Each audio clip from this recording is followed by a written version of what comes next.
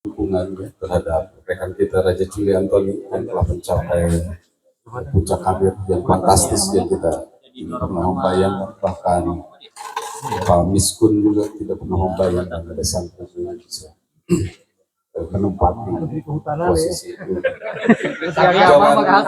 Zaman kita santri menteri kehutanan itu populer Khairul Saleh, Khairul Saleh ya. Khairul. Kanan saya menyawakan. Ketua? Satu lagi. Oh, masih ada ya? Satu lagi. Satu lagi. Besar. Sama Pak Profesor nih. Profesor. Kalau saya sih nggak mau menyanyi Edison. Saya sebenarnya mengenal Tony juga ada beban sendiri. Dan itu mungkin harus Tony. Jadi Tony atau saya dengan Pak Menteri itu juga tidak kenal secara pribadi, tapi orang tua saya juga kenal. Jadi kalau libur beberapa di rumah, jadi ketika Tony berdeklarasi PSI, kemudian sama Jokowi, Tony jadi lain PKS gitu. Ibu saya mengenal Tony waktu itu ada satu periode waktu itu kelas 4 atau kelas 5 tahun ya. Jadi kami dipanggil oleh Mudir almarhum Pak Miskun karena saya dan Tony dituduh sudah membaca buku yang akan menyesatkan.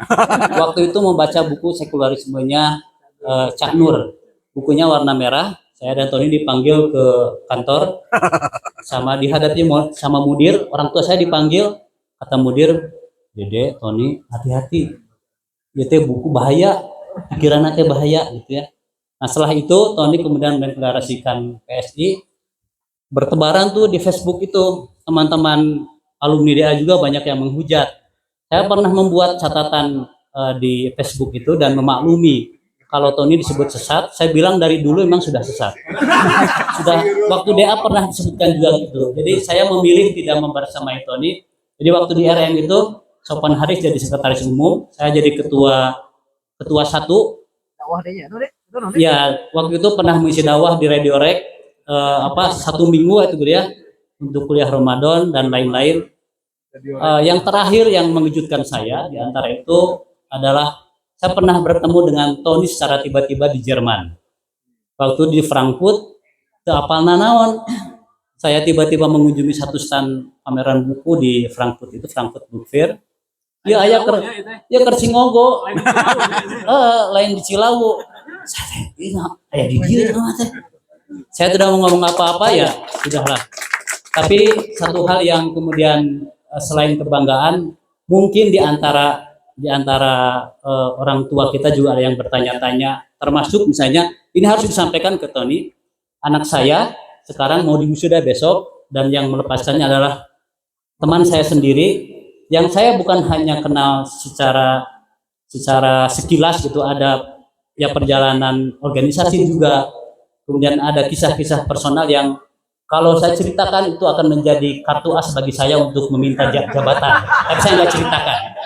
Saya terakhir ceritakan itu ketemu waktu terakhir di Jogja, saya bilang itu Susurian akhir nama.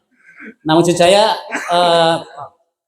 ya memang ada kesalahpahaman atau ketidaktahuan tentang seperti apa posisi Tony itu, dan ya itu tidak harus tidak disanjung-sanjung kepada Tony kan.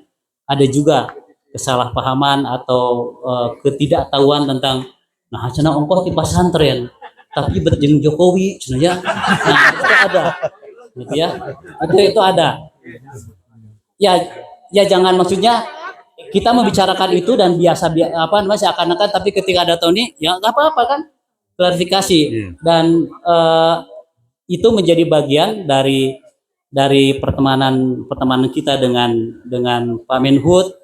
Kita bangga, tapi juga kita harus berhadapan dengan kenyataan masyarakat yang memang tidak sepenuhnya mengenal.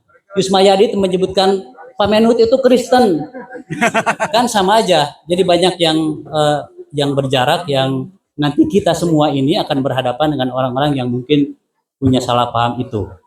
Dan mudah-mudahan ya bisa disampaikan nanti ke yang lain. Tapi itu beberapa titik-titik dalam perjalanan pertemanan saya dengan Tony yang saya mikir jadi aneh gitu. Nah, pernah dipanggil kemudian diingatkan hati-hati ini teh sekularisme gitu ya.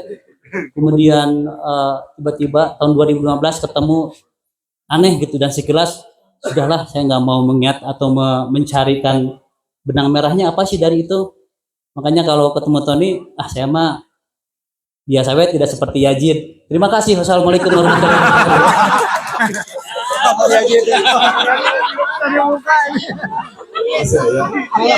Dia ngomong dia.